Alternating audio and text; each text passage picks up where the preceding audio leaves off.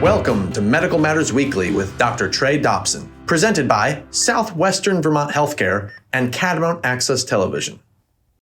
Welcome, everyone. Today is September 14th, 2022, and this is a live show. I'm Trey Dobson, Chief Medical Officer at Southwestern Vermont Medical Center and an emergency medicine physician with Dartmouth Health. And this is Medical Matters Weekly, a show about the aspects of healthcare that matter to you most. My guest today is Rachel Desautels. Did I pronounce your name right, Rachel? You sure did. Awesome. And she is the Executive Director of Girls on the Run, Vermont. And she has been in that position since 2019. Is that right? I have been, yes, the Executive Director. I took that position at the end of 2019. That's right. Well, thank you so much for joining us today. Thank you for having me. She's also, just a few things, background on Rachel. She served as a statewide program manager and coordinator for Northern Vermont and a volunteer coach. She worked for more than a dozen years as a national television and radio media buyer, which I'm going to ask questions about that because that's really cool. And then earned a bachelor's degree in communication and media studies from Pennsylvania State University. So where are you right this moment, Rachel? I am in my office for Girls on the Run Vermont in Williston, Vermont. Williston. And you have a really cool background there that shows, is that the mission of Girls on the Run? Why don't you read that out loud? That would be great.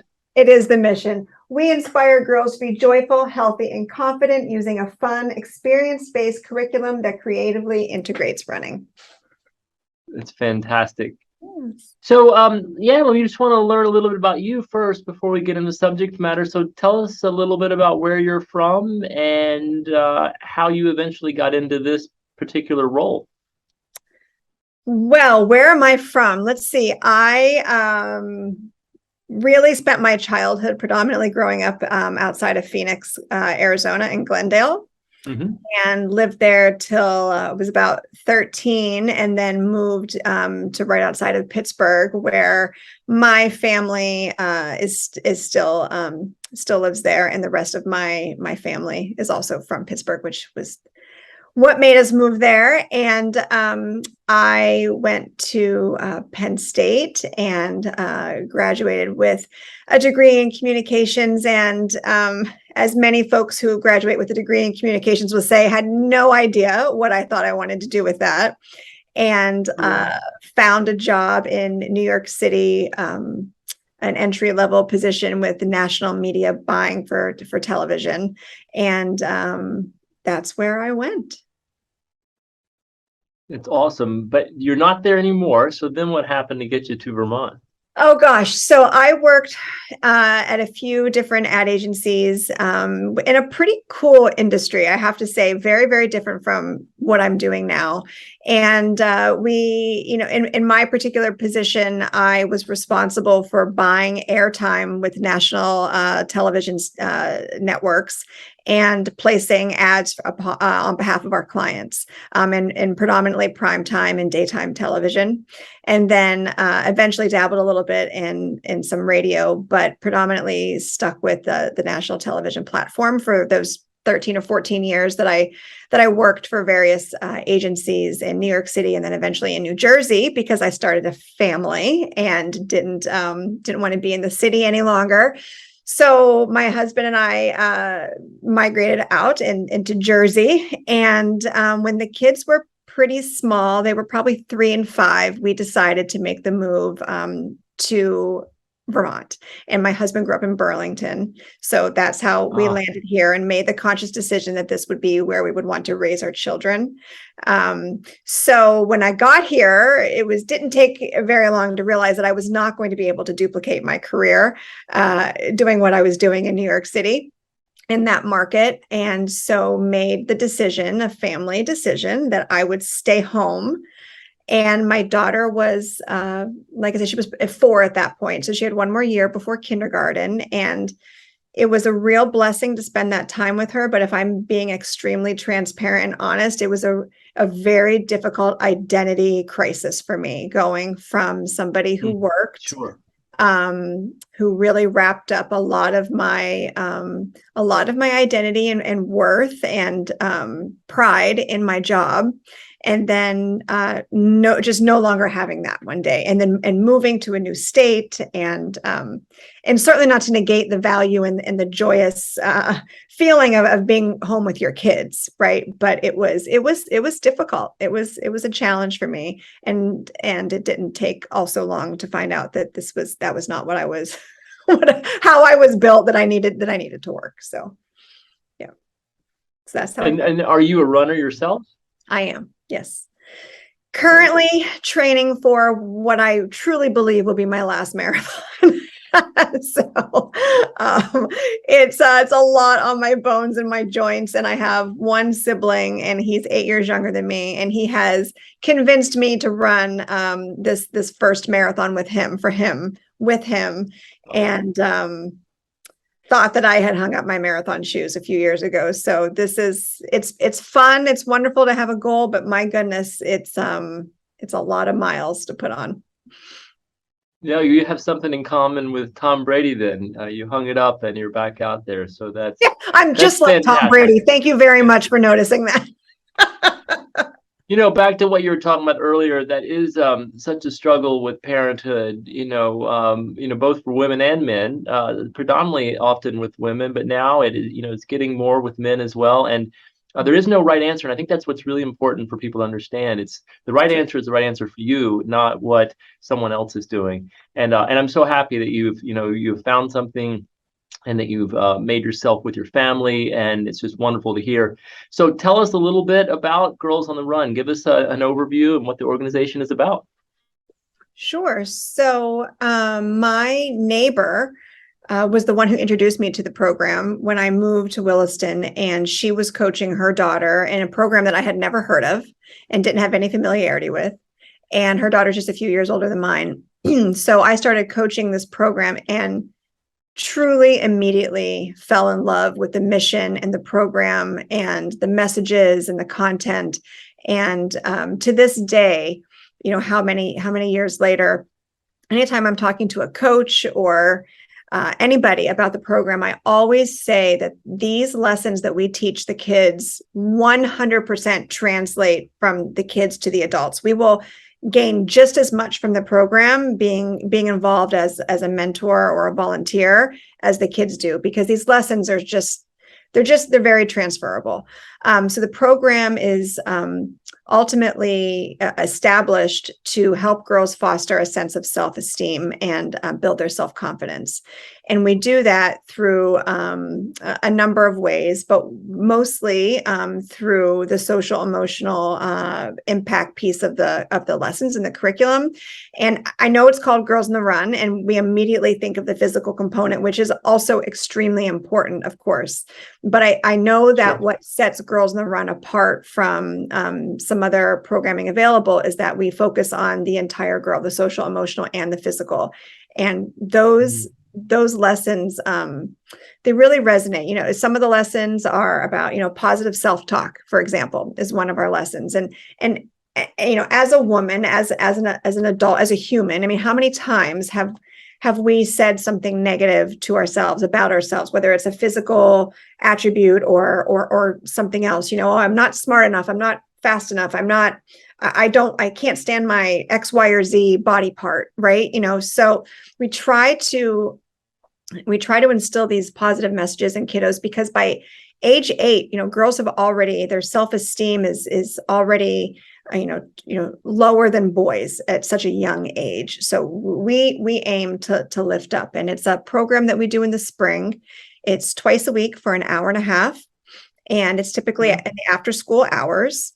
And we train volunteer coaches to mentor these kiddos and facilitate the lessons.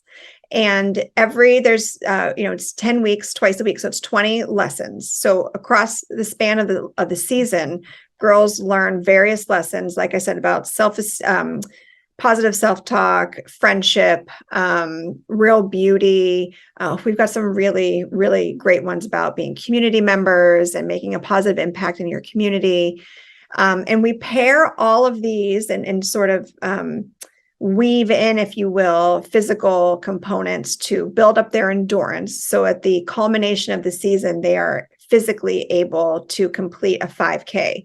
And we always say, you can run it, you can walk it, you can skip it, you can jump it, as long as you're moving forward with forward momentum and you're smiling and you're feeling joyful, and you're completing that goal, and it's non-competitive, and it's an extremely high energy, joyful way to complete their season.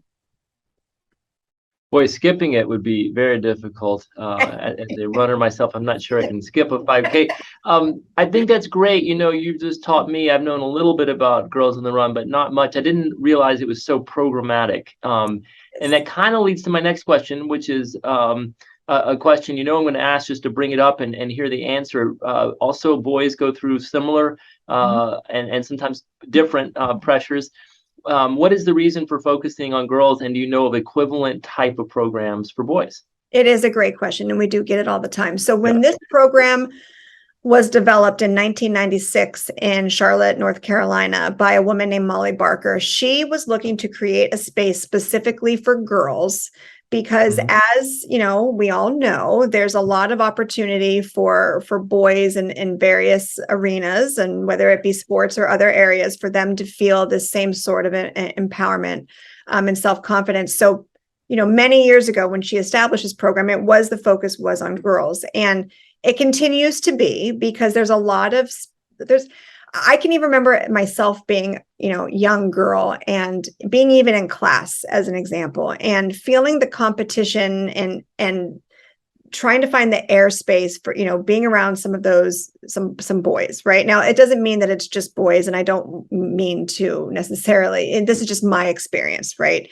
So we wanted to she wanted to create a space for just girls. In this moment in time, I will tell you that, as long as you are not a boy that identifies as a boy, you are welcome to be in Girls on the Run. So our non-binary, transgender, if you identify as a girl, this is a wonderful program for you, and coaches and all the participants, because like we were saying, this message is universal, right? This is a very, it's a very relatable space for a lot of folks. So we want to make sure that everybody feels welcome. And I almost hesitate sometimes to use the word girl, because I don't want to isolate, other children that could be a part of the program too, and maybe feel vulnerable or unsure about being in it. But I rest assured that they are also very welcome if they want to be a part of the program.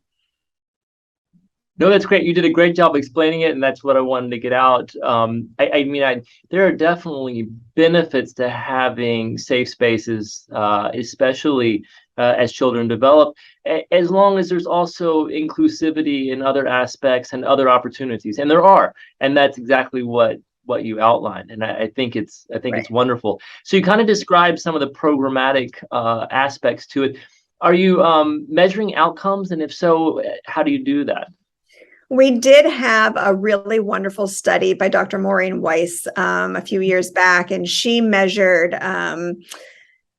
both the physical and as much as she could, the social and emotional growth that happens from being a participant in Girls on the Run. It's on our website. I would encourage anybody to go and check it out and see some of those measurable outcomes. But the bottom line is the girls feel healthier, they feel more empowered, they feel they've improved their physical activity, they feel more connected to their community, and they feel stronger and more resilient as a product of being in this particular program. So as measurable as we can be, we have been. And I can tell you, for our own council, we have girls fill out surveys at the end of the season. And it's basic. It's like 5 questions. What did you like about Girls on the Run? What did you learn about Girls on the Run? What do you tell your friends about Girls on the Run? Questions like that. And I think there's no better measure of the outcome of this program than to collect these surveys from the girls, and they usually fill them out in marker because that's what they're given throughout the season. So this rainbow of colors of answers from these girls writing in their most creative spelling, and depending on what level they're at, because this is for 3rd through 8th graders. So and to hear them say that I am unique, there's nobody else like me, I can do anything, I learned that I want to be healthier, and I want to learn to eat better, and I know that sleep is important to me, and it's not good to gossip, and it's good to support my friends, and all the different variations that they respond with. I just don't know what other measure, to know that this is impactful in a really positive way. Right. Well, as a scientist, I'm focused often on objective data, but there are subjective data that's incredibly important for certain things, and this being one of them. How do you measure someone's well-being? You could do it very objectively with questionnaires at the beginning, in the middle, and the end, but is that really what you're going for? Nope, you're going to help people emotionally and physically, and it works. There's been plenty of research on running, and you don't need that to bolster what you're doing. I did know that you did follow some measurements, and so I was curious. By the way, I first off just also want to say thank you to you and all of your staff and all those people who've been working on this. Running changed my life between the 8th and 9th grade. I was lucky because I stumbled on it on my own, but it changed me physically and mentally and emotionally. And some people don't have that opportunity, and you're providing it to them. So thank you. Oh, well, I appreciate hearing that. It's nice to hear that you found it, because it is a lifelong skill, and it's not just, there's not just physical benefits to moving your body in that way. I mean, there's so much research on the benefits, mentally, emotionally, and psychologically for the benefit of that. And it is a staff that we work with to make sure that the programming is available. We have a very, very supportive board of directors. We're a statewide council, so we have wonderful support from our partners that really make it possible, because there's a cost to doing what we do, and it's nice to know that there's so much support out there to help. We really just want to serve as many kiddos as we possibly can. So some of the specifics for those in the audience who are thinking more about getting involved, and we'll kind of talk about the volunteer aspect, but when you talk about the 5K that it culminates, is it one 5K in the state, or do people sign up for multiple different 5Ks? It's a great question. So pre-pandemic, our last season in 2019, before the pandemic hit, we served 2,500 girls statewide for our spring season. We are in every county, certainly not in every school. We try our best to make it available to everybody that we can. So in this past season for 2022, we were about 1,800 girls. So we're building, back up as much as we can. And previous to COVID, we hosted 3 statewide 5Ks. We now are doing 2. We do one at the fairgrounds in Essex, and we do one in Manchester. And the girls complete their season, and they choose one of those 5Ks depending on which one is most accessible to them, and the whole team goes. So for example, in Essex, we had about 1,100 girls, 400 coaches, about 1,000 running buddies, and some community members that we opened it up to, and then all the spectators and support. So it's a beautiful culmination of the season for so many reasons. And there's music, and there's activities, and the sponsors have activities there.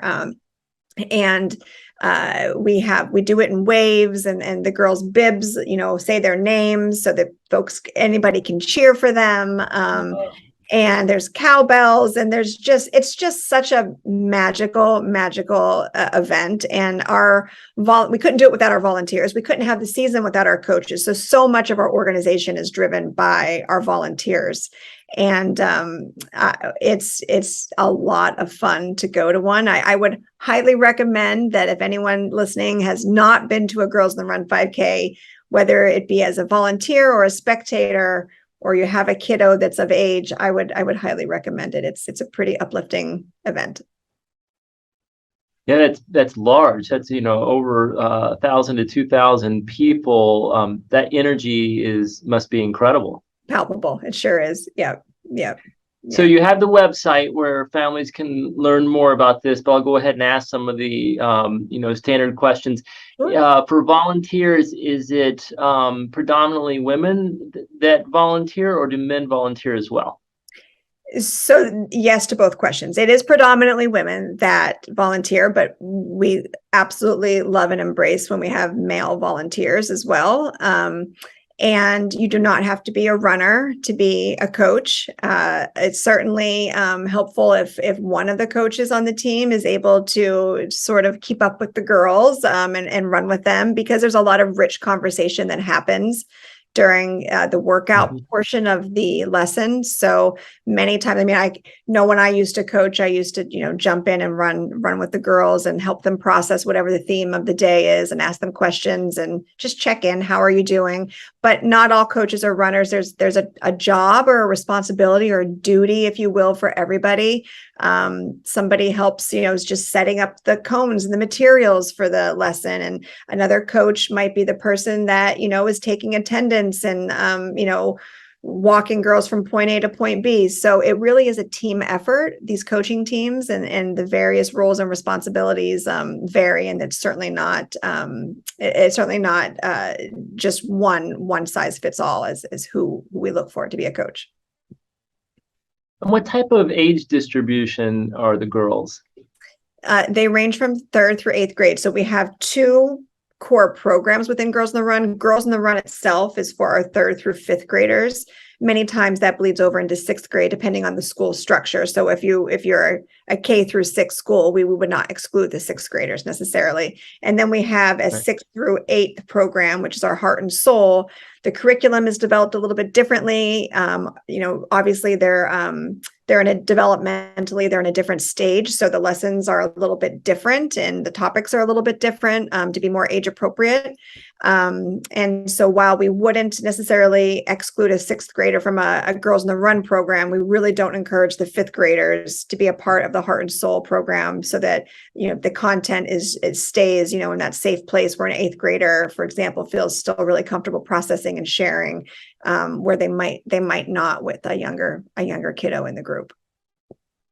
And do some of the kids, are they allowed to repeat, 3rd, 4th, and 5th grade doing it? Okay, so it's not just a 1 year and you're done. Right. So, for example, I had the unbelievable pleasure and privilege of coaching my own daughter, and she did it when she was in 3rd grade and 4th grade.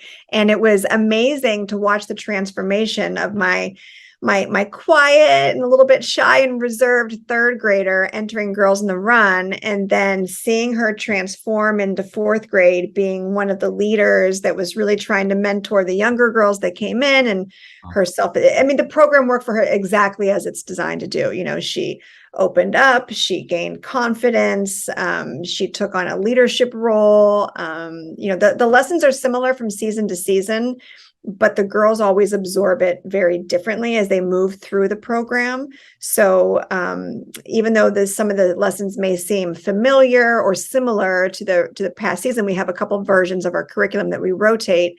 They definitely have an opportunity to shine in different ways when they do it year 2 or year 3 and so on and so forth. I also, just thinking, I imagine the importance of this program was incredibly important in the 90s when it came about, but I find it maybe even more important today with, really almost less opportunity to be outside and more opportunity to be inside with screens. And we talk about that all the time. And, that's not just kids, that's adults as well. But anything to get people outdoors and physically active, just doing that has got to help their emotional well-being as well. And then, of course, incorporating the programmatic aspect. Let me ask you, tell us a good story. I'm putting you on the spot here because I didn't tell us a good story about a change you saw in a person. You just talked about your daughter, which is a great one. But do you have any others? I know you have plenty. Oh my goodness. Or maybe just a general idea. There's there's so many. Yeah. So there was a little girl that I coached, and I haven't coached for a long time, but I I remember this little one, and she was, I wouldn't describe her as shy. I would describe her as a girl that clearly struggled with attention seeking, and didn't really have a supportive home life, and probably was mimicking in Girls on the Run very much so what it looks like with her in class or in any other activity or setting. And the first few lessons were challenging, right? Because she was acting out, she, had a lot of things going on, and that didn't change throughout the season. Her home life and her challenges and her obstacles, Girls on the Run can't change that. But to see her gravitate towards me and really start building her trust, and oh my goodness, she was such a love. She grew in ways that and she settled down. She still was boisterous, but she just started to really have an appreciation for the program and for her teammates, and trusting in me and the other coaches. And she just brightened my day every single time I went to coach. And I could tell that we were a real bright spot for her too. So, and then watching her at the 5K, just beaming with pride and smiling from ear to ear because she finished was just, it was pretty awesome. That's great. It's a great story. There's probably, thousands of those. And I can't imagine any negative stories coming out of such a great program. What do you see in the future for Girls on the Run? Stay the course? Sorry, I had to throw the pun in there. Stay the course, or do you see it expanding in a different way? Oh, there's so much opportunity for Girls on the Run. The goal will always be, the mission will always be to serve as many girls as possible, to expose as many girls as possible to the positivity of this program, hands down. But there's so much potential with outside of Girls on the Run and engaging girls outside of our season. We don't program in the fall, and we don't program in the summer. So there's opportunity there. I don't know if it'll happen anytime soon, but we are always working on staying relevant in these girls' lives, because some of these girls come to Girls on the Run and they have all the support they need at home, and it's reinforced at Girls on the Run. And then there are some girls, like the little one that I just described, where Girls on the Run is maybe one of the few places that they receive such positivity and comfort. So to only have them for 10 weeks feels way too short of a time for me. So we work on outside of our season programming and opportunities to engage girls as often as we can. And I feel like there will be more of that when we move down the line and as time progresses. But, we do have a benefit in the fall that we put on every year, just to help raise some critical funding for the program and to celebrate the season. And we do our coach trainings in the winter, so we're able to engage with our coaches, off season in that way as well. So we do work on opportunities to engage the community outside of the season. You mentioned fundraising. If a listener is interested in supporting the program, can they do that through the website? You certainly can. So there is a place that you can learn about the program on the website. You can learn about opportunities to donate and to give. We also host something that we call the Sneaker Soiree. It's coming up on October 15th. It will be held in Burlington at Burlington Beer Company. And it's a super fun event. So you dress up in cocktail attire and you wear your comfiest, craziest, silliest sneakers with it. And there's a bit of a program where we highlight a girl's story and share that with folks. And then there's music and entertainment and just opportunities and fun ways to contribute to the organization if you are so moved. That's great. Well, as we close here, Rachel, when is your marathon? What marathon are you running? We are running the Atlantic City Marathon on October 23rd. Wow. Great. Good luck with that. I know it'll be fun. It will be fun. It will be fun. It may not be your last, though. Oh. It's hard to stop. It is hard to stop, but I really do enjoy running. And I think that when I'm training and I have to put that many miles on, it feels more like a job for me personally. I know lots of folks enjoy it, but I like to run for the joy of running. So I will get back to that when this is over. But until then, it's nice to have a goal, and I feel really accomplished. You know, like anybody, when you achieve anything, it feels pretty good when you achieve something and you make a goal, you know, come to fruition. Thanks for being on the show. Thank you so much, Ray. It's been really, really nice. Thank you so much. I'll also thank Mike Cutler from CAT TV, Ray Smith from Southwestern Vermont Healthcare, Ashley Jowett from Southwestern Vermont Healthcare. I'm Trey Dobson. Go out and find joy in everything you do, even in the face of adversity and even in the face of a long marathon. And we will see you next week.